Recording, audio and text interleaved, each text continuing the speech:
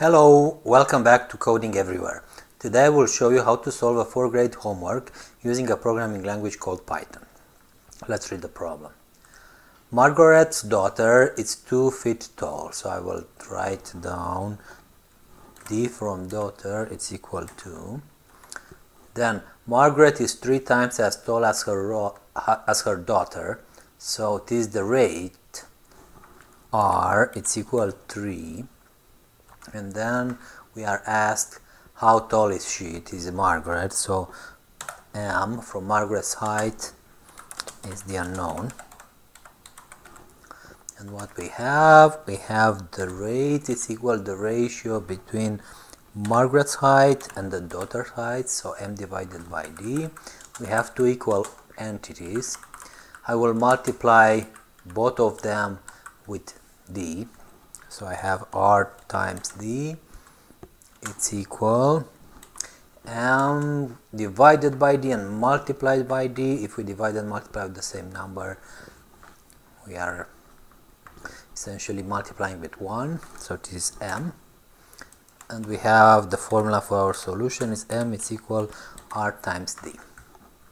Okay, so let's write the program. We'll write it this file called solution.py. We have d is equal to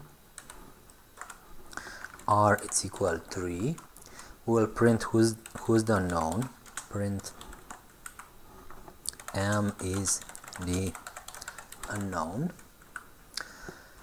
Then we will print the formula that is defined in the problem, which is r it's equal m divided by d.